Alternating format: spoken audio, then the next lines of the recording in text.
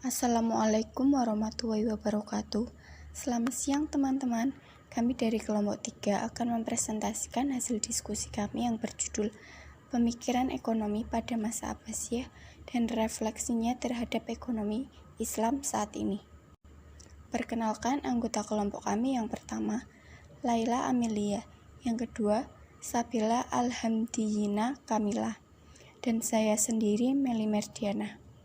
Materi yang pertama akan disampaikan oleh saya sendiri.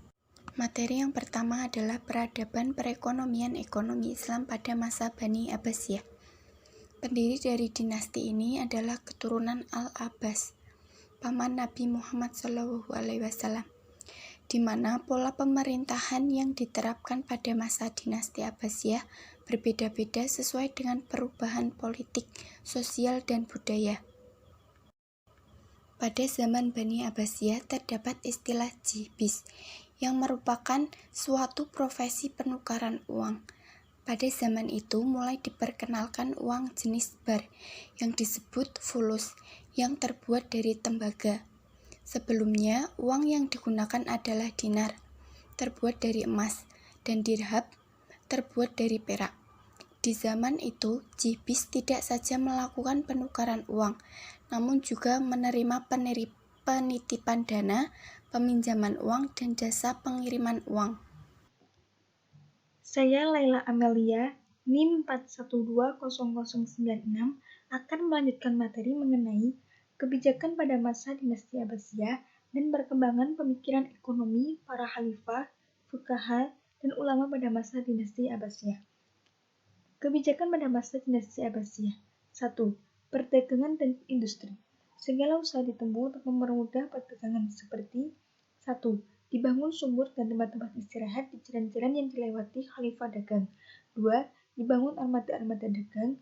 3. Dibangun armada-armada untuk melindungi pantai-pantai dari serangan bajak laut. Usaha-usaha tersebut sangat besar pengaruhnya dalam meningkatkan perdagangan dalam dan luar negeri. 2. Pertanian dan perkebunan. Terbentuknya pemerintahan kekhalifahan yang stabil juga menimbulkan dampak-dampak yang dramatis terhadap pertanian di berbagai wilayah, yang pada gilirannya mendorong perkembangan regional. Kota-kota administratif dan tentara muslim seperti Basrah, Kufah, Mosul, dan Al-Wasit menjadi pusat usaha pengembangan pertanian. Bahkan, rawa-rawa di kawasan Kufah dikeringkan diubah menjadi kawasan pertanian yang subur. Perkembangan yang sama juga terjadi di wilayah Persia. Bersamaan dengan pertumbuhan desa-desa menjadi kota-kota kecil seperti Hamadan, Isfahan, Rai, kebutuhan akan produk-produk pertanian di wilayah ini juga semakin meningkat. Wilayah yang berada di sekitar kota-kota ini dengan segera dikembangkan menjadi daerah pertanian. Pengembangan pertanian terutama dilakukan perbaikan irigasi. Sektor pertanian dikelola secara intensif sehingga menghasilkan produk-produk pertanian yang baik dan beragam. 3. Pengembangan ilmu pertanian. Di samping itu, segala usaha untuk mendorong kaum tani agar maju ditemui dan dilakukannya di antara lain. 1. Memperlakukan ahli zimah dan mawali dengan memperlakukan yang baik dan adil, serta meminjamkan hak milik dan jiwa merek, hingga kembalilah petani di seluruh penjuru negeri. 2. Mengambil tindakan keras kepada pejabat yang berlaku keras kepada petani. 3. Memperluas daerah pertanian di segenap wilayah negara. 4. Membangun dan menyempurnakan perhubungan ke daerah-daerah pertanian baik darat maupun air. 5. Membangun bendungan-bendungan dan kanal-kanal baik besar maupun kecil sehingga semua daerah terdapat irigasi. 4. Pendapatan negara. Selain dari sektor perdagangan, pertanian, dan perindustrian, pendapatan negara juga berasal dari pajak. Pendapatan dari jizyah merupakan pemasukan negara. Jizyah adalah kewajiban pajak bagi non-muslim sebagai loyalitas kepada negara dan konsekuensi perlindungan yang diberikan kepada mereka. Namun, pendapatan di sektor ini bukan merupakan pendapatan utama negara, hanya sebagai bukti loyalitas mereka kepada negara. 5. Sistem moneter. Sebagai alat tukar, para pelaku ekonomi menggunakan mata uang dinar dan dirham. Mata uang dinar emas digunakan oleh para pedagang di wilayah kekuasaan sebelah barat, meniru orang Bizantium, sedangkan mata uang dirham perak digunakan oleh pedagang di wilayah timur. meniru Kekaisaran Sasaniyah. Penggunaan dua mata uang ini menurut Az-Zumardi Azra memiliki dua konsekuensi. Pertama, mata uang dinar harus diperkenalkan di wilayah-wilayah yang selama ini hanya menggunakan mata uang dirham. Kedua, dengan mengeluarkan banyak mata uang emas, ini mengurangi penyimpanan emas, batangan, atau perhiasan, dan sekaligus menjamin peredaran mata uang sesuai dengan kebutuhan pasar. Perkembangan pemikiran ekonomi para khalifah, fuqaha, dan ulama pada masa dinasti Abbasiyah. Abu Ja'far al-Mansur, Abdullah al-Saffah memerintah Daulah Abbasiyah dalam waktu yang singkat, sehingga pembina yang sesungguhnya dari Daulah Abbasiyah adalah Abu Ja'far al-Mansur. Pada awal pemerintahan, beliau berbendaharaan negara dapat dilakukan tidak ada karena khalifah sebelumnya.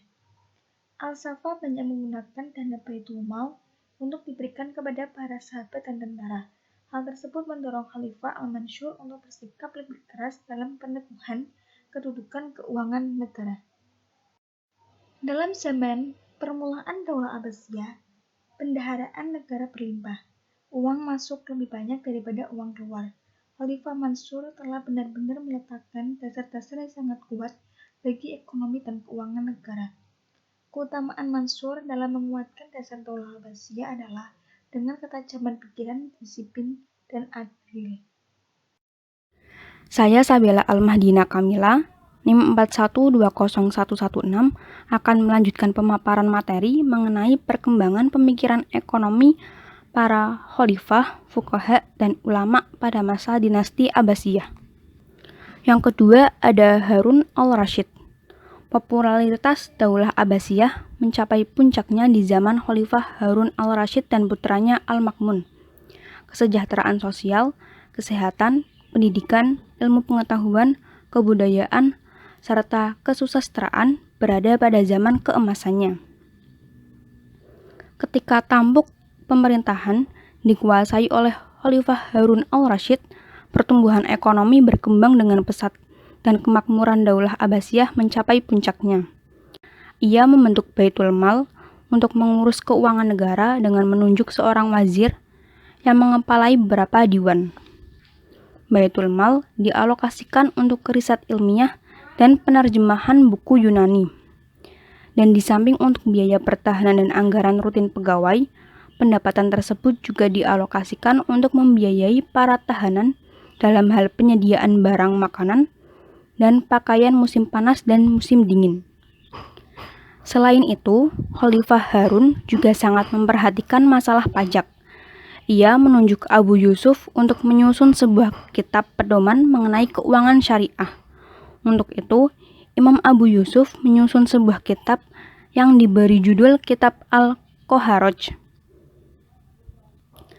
Kestabilan politik dan kekuasaan dinasti Abbasiyah amat kokoh karena didukung oleh kemajuan di bidang ekonomi.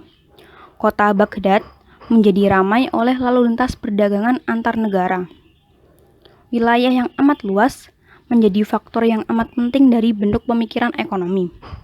Sumber-sumber pemikiran ekonomi waktu itu diperoleh dari sektor yang beragam, seperti pertanian, industri, perdagangan, jasa transportasi, kerajinan, dan pertambangan.